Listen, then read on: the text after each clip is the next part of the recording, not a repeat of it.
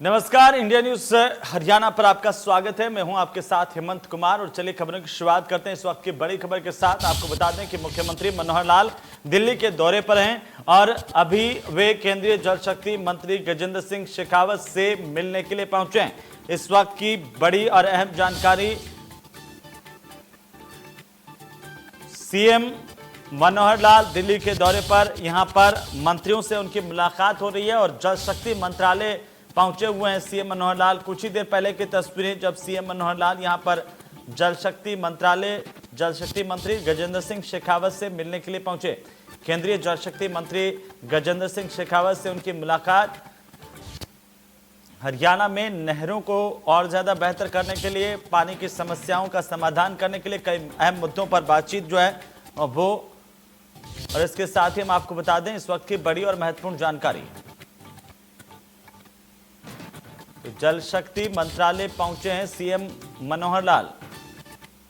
बड़ी खबर है इस वक्त की, यहां पर केंद्रीय जल शक्ति मंत्री गजेंद्र सिंह शेखावत से उनकी बातचीत, कई अहम मुद्दों पर उन्होंने बातचीत की है, खासतौर पर पानी की समस्या के समाधान को लेकर के, किसानों तक पानी बेहतर तरीके से कैसे पहुंचे और किस तरह से बेहतर तरीके से पानी का उपयोग किया जा सके, ये भी एक बड़ा मसला है। तो तमाम मुद्दे हैं जिनको लेकर के बातचीत दोनों के बीच में हुई है। बड़ी और अहम जानकारी है इस वक्त आपके टीवी स्क्रीन पर। मुख्यमंत्री मनोहर लाल केंद्रीय जल शक्ति मंत्री गजेंद्र सिंह शेखावत से मिलने के लिए जल शक्ति मंत्रालय पहुंचे हैं। कुछ ही देर पहले पहुंचे थे। हरियाणा भवन से सीधे मुख्यमंत्री जल शक्ति मंत्रालय पहुंचे। इस वक्त की अहम और बड़ी अपडेट, आज दिल्ली के दौरे पर हैं सीएम मनोहर लाल और इस दौरान कई मंत्रियों के साथ उनकी मुलाकात है। सूबे के कई मसलों को लेकर के, कई मुद्दों को लेकर के उनकी बातचीत।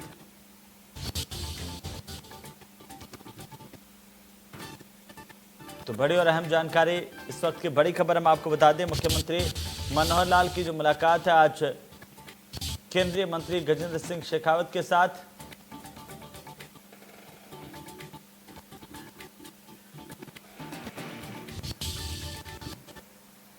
तो चलिए इसी खबर पर ज्यादा जानकारी और अपडेट के लिए हम सीधे रुक करेंगे दिल्ली का, जहां पर हमारे सहयोगी दीपक शर्मा हमारे साथ जुड़ रहे हैं। दीपक, क्या कुछ अपडेट है मुख्यमंत्री मनोहर लाल की मुलाकात केंद्रीय जल शक्ति मंत्री गजेंद्र सिंह शेखावत के साथ? जी बिल्कुल, मुख्यमंत्री मनोहर लाल आज 11:30 बजे दिल्ली पहुंचे थे। मुख्यमंत्री मनोहर लाल जब दिल्ली पहुंचे तो हरियाणा भवन रहे। हालांकि अब से कुछ देर पहले ही मुख्यमंत्री 2:30 बजे जो है श्रम शक्ति भवन में पहुंचे थे, जहां जल शक्ति मंत्रालय में केंद्रीय जल शक्ति मंत्री गजेंद्र सिंह शेखावत के साथ मुख्यमंत्री मनोहर लाल की मुलाकात चल रही है। इस दौरान हालांकि जल शक्ति मंत्रालय के जो हरियाणा सरकार के जो विभाग के अधिकारी हैं वो भी मौजूद हैं। हरियाणा में नहरी पानी के लेकर के कई ऐसे मुद्दे हैं जिसको लेकर के इस मुलाकात में चर्चा की जा रही है। अभी ये मुलाकात चल रही है, गजेंद्र सिंह शेखावत से इस मुद्दे पर चर्चा हो रही है, क्योंकि अगर हम बात करें, लॉकडाउन के कारण 4 महीने ऐसे रहे कि जब मंत्रियों से मुलाकात नहीं हो सकी थी। हरियाणा के जो मुद्दे थे, हरियाणा के जो समस्याएं थी, उसको लेकर के आज जब मुख्यमंत्री मनोहर लाल दिल्ली पहुंचे तो कई केंद्रीय मंत्रियों से मुलाकात के लिए समय मांगा गया। अभी जल शक्ति मंत्रालय में गजेंद्र सिंह शेखावत के साथ ये मुलाकात हो रही है। केंद्र सरकार के अधिकारी भी इसमें मौजूद है, राज्य सरकार के अधिकारी भी इसमें मौजूद हैं। और अब से कुछ देर के बाद अगर बात करें, जब ये मुलाकात खत्म होने के बाद मुख्यमंत्री मनोहर लाल अपनी बात रखेंगे कि क्या कुछ रहा इस चर्चा के दौरान, किन किन मुद्दों को लेकर के चर्चा हुई और किन बातों को लेकर के सहमति बनी। ये कुछ देर के बाद जरूर मुख्यमंत्री मनोहर लाल अपनी बात सामने रखेंगे। इसके साथ साथ अगर बात करें तो सड़क परिवहन मंत्री से भी मुलाकात के लिए समय की बात की गई है। हालांकि अभी वो समय सामने नहीं आया, तो फिलहाल अब इस वक्त जल शक्ति मंत्रालय में हरियाणा सरकार की और केंद्र सरकार की एक अहम बैठक है, जहां केंद्र सरकार की तरफ से जल शक्ति मंत्री गजेंद्र सिंह शेखावत मौजूद है और हरियाणा सरकार की तरफ से हरियाणा के मुख्यमंत्री मनोहर लाल है। और उनके साथ में अगर बात की जाए तो मुख्यमंत्री के साथ में कई अन्य विभाग के जो अधिकारी जो हैं वो भी इस मुलाकात के दौरान मौजूद हैं। जी बिल्कुल दीपक, क्या माना जाए, क्योंकि पानी को लेकर के दोनों के बीच में बातचीत, और गजेंद्र सिंह शेखावत जल शक्ति मंत्री हैं, ऐसे में किसानों को नहर के पानी का जिक्र आपने किया, साथ ही साथ कई इलाकों में जो पीने का पानी है उसका सदुपयोग कैसे हो, जहां पर पानी है उसका सदुपयोग कैसे हो, ये महत्वपूर्ण मसले हैं। तो क्या कुछ बड़ी बातें सामने आ सकती हैं उनकी मुलाकात के बाद? जी बिल्कुल, अगर हम बात करें तो यहाँ पर फिलहाल हालांकि ये मुलाकात चल रही है। मुलाकात के बाद मुख्यमंत्री तमाम उन मुद्दों की बात रखेंगे कि किन किन मुद्दों को लेकर के चर्चा रही है। लेकिन जहाँ तक अगर हम बात करें तो मुख्यमंत्री मनोहर लाल अगर जो हैं जो मुलाकात, उन्होंने कहा कि 4 महीने, क्योंकि समय लगभग अगर हम बात करें मार्च की शुरुआत में जरूर मुख्यमंत्री मनोहर लाल आए थे, लेकिन मार्च, अप्रैल, मई, जून ये जो 4 महीने ऐसे रहे कि मुलाकातों का दौर नहीं रहा था। लॉकडाउन क्योंकि 20 तारीख के बाद 20 मार्च पर स्थिति ज़्यादा ऐसी हो गई थी और अब अनलॉक 2 की अगर बात की जाए तो ऐसे में अब कई केंद्रीय मंत्रियों से मुलाकात का ये दौरा, इस फिलहाल नहरी पानी की जो एक समस्या खासकर दक्षिण हरियाणा की अगर बात की जाए, इसके साथ साथ अगर सिरसा हिसार बेल्ट की बात की जाए, कई ऐसे मुद्दे रहेंगे जिसको लेकर चर्चा की जाएगी। तो ऐसे तमाम मुद्दे जिसको लेकर के मुख्यमंत्री मनोहर लाल आज मुलाकात के लिए जल शक्ति मंत्रालय में पहुंचे हुए, उनके साथ में तमाम अधिकारी भी हैं। क्या कुछ रहा, किन किन मुद्दों को लेकर चर्चा हुई, क्या कुछ समाधान निकला, केंद्र सरकार से क्या कुछ चर्चाएं रही, इसको लेकर के जरूर मुख्यमंत्री मनोहर लाल कुछ देर के बाद अपनी बात रखेंगे, आएंगे और तमाम बातें रखेंगे किन किन मुद्दों को लेकर बिल्कुल, ये भी हम देखेंगे कि आज मुख्यमंत्री इस मुलाकात के बाद क्या कुछ जानकारी देते हैं, कौन सी बातें वो मीडिया के सामने रखते हैं। लगातार हम नजर बनाए हुए हैं। दीपक, आप बहुत बहुत शुक्रिया हमारे साथ जुड़ने के लिए, तमाम जानकारी के लिए। और फिलहाल अपने दर्शकों को बता दें कि मुख्यमंत्री मनोहर लाल दिल्ली में हैं, उनकी मुलाकात केंद्रीय जल शक्ति मंत्री के साथ इस वक्त जल शक्ति मंत्रालय में जारी है। आगे बढ़ेंगे। करनाल में एक स्कूल की लाइब्रेरियन ने स्कूल मालिक पर रेप करने के आरोप लगाए हैं। महिला का यह आरोप है कि प्रताप पब्लिक स्कूल के मालिक और तहसीलदार ने प्रमोशन और सैलरी बढ़ाने के नाम पर उसके साथ गैंगरेप किया। पीड़िता ने पुलिस को शिकायत दी है, जिसमें उसने स्कूल की महिला प्रिंसिपल समेत 3 लोगों पर मामला दर्ज करवाया। महिला ने बताया कि आरोपी स्कूल मालिक अजय भाटिया ने अपने एक साथी राज बख्श, जो कि करनाल में तहसीलदार के पद पर तैनात है, दोनों उसके साथ रेप किया। और जब उसने इसकी शिकायत करनी चाहिए तो दोनों आरोपियों ने उसे ब्लैकमेल किया। तो प्राइवेट स्कूल में किस तरह से खेल खेला गया, इसको लेकर के आरोप लग रहे हैं। स्कूल के मालिक पर प्रमोशन को लेकर के रेप करने के आरोप लगे हैं। करनाल का जाने माने स्कूल संचालक व तहसीलदार के खिलाफ रेप का मामला दर्ज होने के बाद कहीं न कहीं समाज सेवी संस्थाएं भी उनके जो है अब खिलाफ हैं और उनके अंदर भी गुस्सा है कि जो तहसीलदार हैं या जो स्कूल संचालक है उनके खिलाफ रेप का मामला दर्ज होना कहीं न कहीं दुख की बात है। और बहुत बड़ा मामला होने के बाद जो है अब आज आईजी भारती अरोड़ा के दफ्तर में यहाँ पर उनको ज्ञापन देने पहुंचे हैं। समाज सेवी उनसे जानते हैं कि पूरा मामला क्या है और उनके जो है किसको ज्ञापन देने आए थे। देखिए, आज हम ज्ञापन देने के लिए आए थे मैडम आईजी को। बाई चांस वो ऑफिस में नहीं है आज, उन्होंने मंडे मिलने के लिए कहा है, मंडे दोबारा मिलेंगे। ज्ञापन उनके ऑफिस में दे दिया गया है, लेकिन मंडे हम आकर दोबारा मिलेंगे। क्या मामला था? मामला ये है कि आज सभी को पता चला, करनाल के समाज को पता चला कि करनाल के स्कूल, प्रताप स्कूल के मालिक के खिलाफ और करनाल के तहसीलदार के खिलाफ रेप का आरोप लगाया गया है। तो जैसी बात चला पूरे सामाजिक।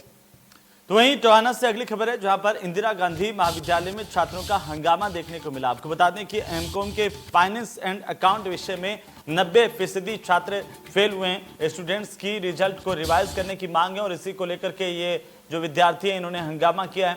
दरअसल स्टूडेंट्स का रिजल्ट में गड़बड़ी का आरोप है। बड़ी और अहम जानकारी है, एमकॉम के रिजल्ट को रिवाइज करने की मांग कर रहे हैं। कई छात्र इस रिजल्ट में फेल हो गए हैं।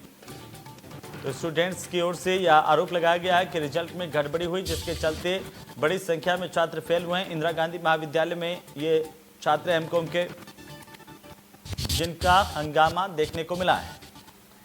बड़ी खबर इस वक्त की, महत्वपूर्ण जानकारी हम आपको बता दें, टोहाना से बड़ी खबर है। छात्रों ने हंगामा किया और तस्वीरें हम आपको दिखा रहे हैं कि किस तरह से जो छात्र है वो एमकॉम का रिवाइज रिजल्ट देने की मांग कर रहे हैं। फाइनेंस एंड अकाउंट विषय में 90% छात्रों के फेल होने की बात सामने आ रही है और इसी के चलते इन छात्रों की मांग है कि उनका रिजल्ट फिर से रिवाइज किया जाए, दुरुस्त किया जाए। दरअसल उन्होंने इस बात के आरोप लगाए हैं कि रिजल्ट में गड़बड़ी हुई है और इसी के चलते 90% छात्रों को फेल कर दिया गया। ये छात्रों की मांग है और इसको लेकर के उन्होंने प्रदर्शन किया है। कुछ कार्डबोर्ड भी बना करके, ये आप देखिए टीवी स्क्रीन पर, छात्रों ने गेट के बाहर प्रदर्शन किया। तो वहीं प्रदेश में पीटीआई शिक्षकों का विरोध प्रदर्शन लगातार जारी है। सोनीपत में आज इन टीचर्स के धरने का 25वां दिन है। 48 डिग्री के तापमान में तपती धूप में सोनीपत लघु सचिवालय के धरना स्थल पर धरने पर बैठे पीटीआई टीचरों ने सरकार के खिलाफ जमकर नारेबाजी की है। कांग्रेस राज में 1983 पीटीआई टीचरों की भर्ती 2010 में हुई थी, लेकिन 10 साल की नौकरी करने के बाद 1 जून 2020 को बीजेपी सरकार में 1983 पीटीआई टीचरों को रिलीव कर दिया गया। इस वक्त जो हमारी जो मौजूदगी है वो सोनीपत पे जो धरना स्थल चल रहा है पीटीआई टीचर का, इस वक्त हम वहाँ मौजूद हैं लघु सचिवालय के सामने धरना स्थल पर। जो पीटीआई टीचर हैं आप तस्वीरों में देख सकते हो, धरने पर बैठे हैं। आज इनको 25वां दिन हो गया है।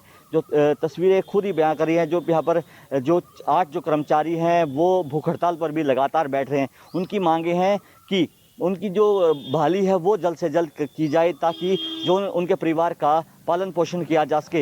हालांकि सरकार है ये खुद कह चुकी है कि इनकी जो मांग है उनको माना जाएगा, लेकिन जो इनका धरना है वो दस्तूर जारी है।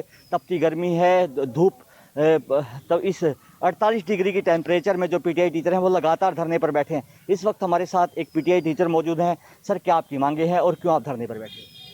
हमें 2010 में हुड्डा सरकार की में नियुक्ति मिली थी और हमें नहीं पता कि एसएस बोर्ड में कौन था कौन नहीं था। एक बीजेपी सरकार ने एक राजनीतिक द्वेष निकालने के लिए हमें कोर्ट का सहारा लेकर, कोर्ट में जबकि डिसीजन में कहीं नहीं लिखा गया है कि इनको बाहर किया जाए, उन्होंने सिर्फ खामियां चेयरमैन में और सिलेक्शन बोर्ड में बताई है और सरकार ने हमको बगैर किसी नोटिस के बाहर कर दिया। तो हमारी सरकार से यही मांग है कि या तो हमारी गलती बताए और जिसकी गलती उसको सजा दे, बेकसूर को क्यों बाहर किया गया। आपको 10 साल हो गए हैं नौकरी करते हुए। जब 10वें साल में आप प्रवेश किया आपने 2020 में, 1 जून को आपको रिलीव कर दिया गया आपकी जॉब से। जो परिवार का जो एक मान लो कोई परिवार में इकलौता कमाने वाला हो, पीटीआई टीचर हो, तो अब घर का गुजारा कैसे कर रहा है? क्योंकि लॉकडाउन भी सरकार ने किया, कोरोना के चलते एक महामारी है, फिर भी आपको रिलीव कर दिया गया। आप सरकार से क्या मांग करते हैं? परिवार की हालत बहुत ख़राब है क्योंकि लॉकडाउन में वैसे भी कुछ इधर उधर से कोई काम नहीं है और हमारा तो सिर्फ यही एक जॉब ही था जिससे कि रोजी रोटी का जरिया था। मोदी साहब एक तरफ कहते कि किसी को जॉब से ना हटाया जाए, किसी को से किराया ना लिया जाए, और दूसरी तरफ उन्हीं का नुमाइंदा यहाँ में हरियाणा में पेट पे लात मार रहा है। तो सरकार से हम यही कहेंगे कि भगवान सरकार को सद्बुद्धि दे और 1983 पीटीआई को तुरंत बहाल किया जाए, क्योंकि 1983 पीटीआई का कोई दोष नहीं है, ये बिल्कुल निर्दोष है।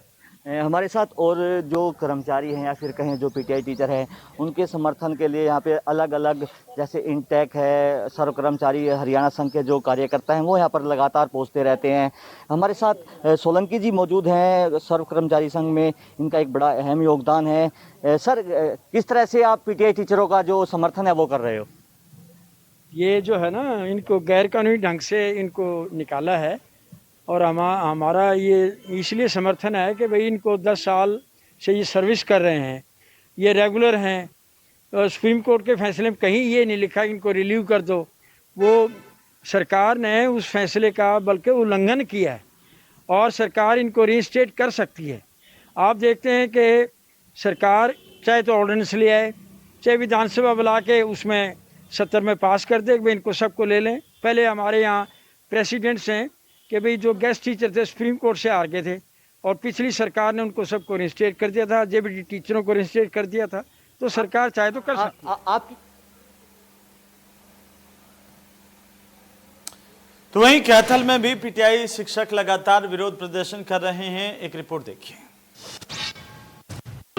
प्रदेश भर में 1983 पीटीआई टीचर्स का मामला लगातार तूल पकड़ता जा रहा है।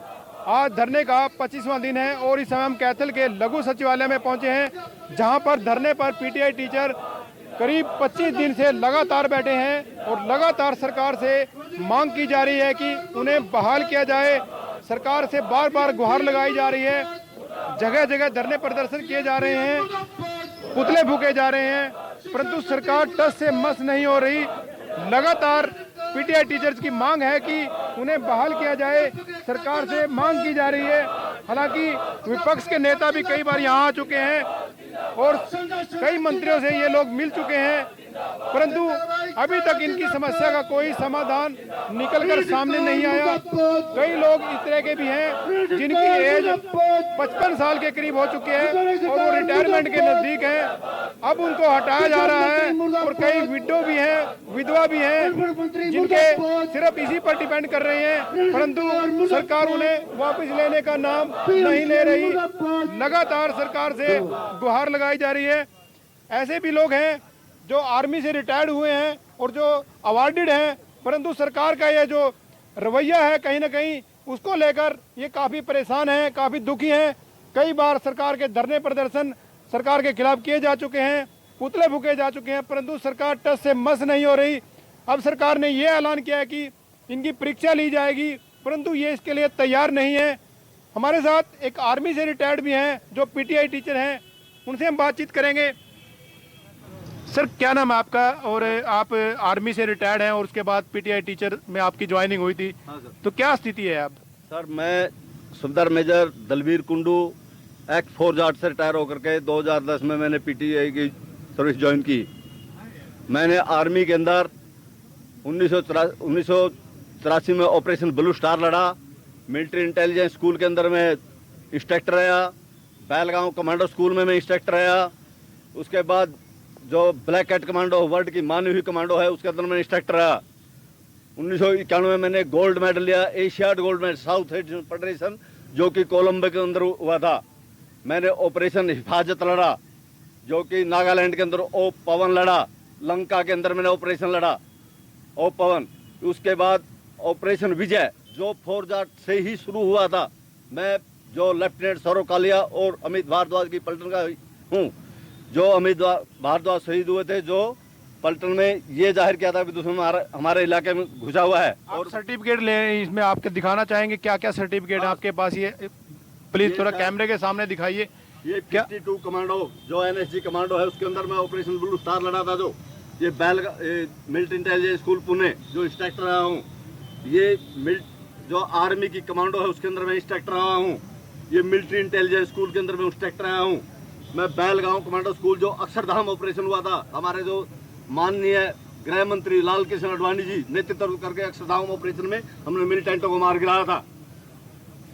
ये मेरा मिलिट्री इंटेलिजेंस को द्वारा जब हम ऑपरेशन जो ताज होटल के अंदर गए थे, जिसे हमारे मेरे सहपाठी उन्नीकृष्ण मेजर उन्नीकृष्ण और हवलदार गजेंद्र जी शहीद हुए थे और हमने सभी मिलिटेंटों को मार गिराया था।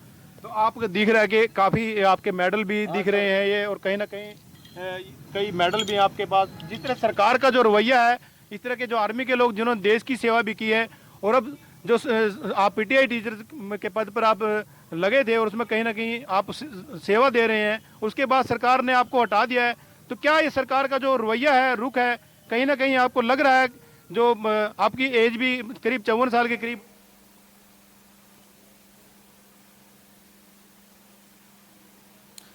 तो चलिए आगे बढ़ेंगे और बड़ी खबर है इस वक्त की। आपको बता दें कि बड़ी और महत्वपूर्ण जानकारी इस वक्त आ रही है। फरीदाबाद में हरियाणा का पहला प्लाज्मा डोनेशन केंद्र शुरू हो गया।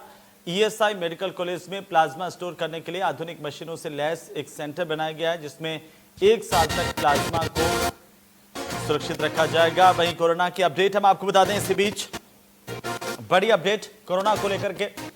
कोरोना संक्रमण के मामले लगातार सामने आ रहे हैं और इसी बीच बड़ी और महत्वपूर्ण जानकारी कोरोना को लेकर आ रही है। आज 314 कोरोना के नए मामले सामने आए हैं। हरियाणा में आज कोरोना के 314 नए मामले सामने आए हैं, जो कि चिंता पैदा कर रहे हैं। प्रदेश में 19,000 के पार यह आंकड़ा पहुंच चुका है। बड़ी अपडेट है इस वक्त की। 14,137 लोग कोरोना से अब तक ठीक हुए हैं।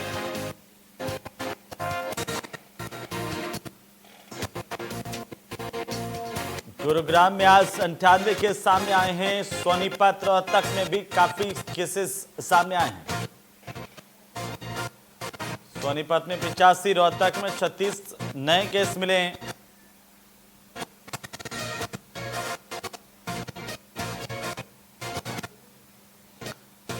तो चलिए अब फरीदाबाद की खबर का रुख कर लेते हैं। फरीदाबाद में हरियाणा का पहला प्लाज्मा डोनेशन केंद्र शुरू हो गया है। आपको बता दें कि ईएसआई मेडिकल कॉलेज में प्लाज्मा स्टोर करने के लिए आधुनिक मशीनों से लैस एक सेंटर बनाया गया है, जिसमें 1 साल तक प्लाज्मा स्टोर किया जा सकेगा, जिससे कोरोना के मरीजों की जान बचाने में मदद मिलेगी।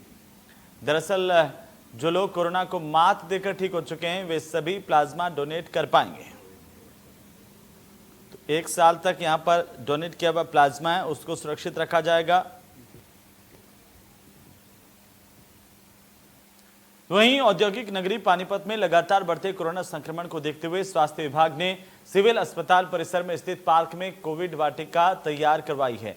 इसमें 24 प्रकार के औषधीय पौधे लगाए गए हैं। इसके साथ ही सीएमओ डॉक्टर संतलाल वर्मा ने कहा कि जून और जुलाई के महीने में कोरोना महामारी तेजी से फैल रही है। लोगों को जागरूक करने के लिए ये वाटिका तैयार की गई। लोगों को कोविड के प्रति सावधानी रखना बहुत जरूरी है।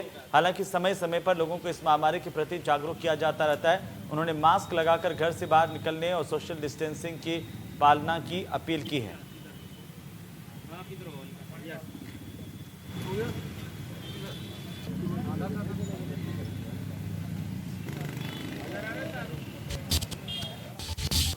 तो चलिए खबरों में फिलहाल वक्त एक छोटे से ब्रेक का।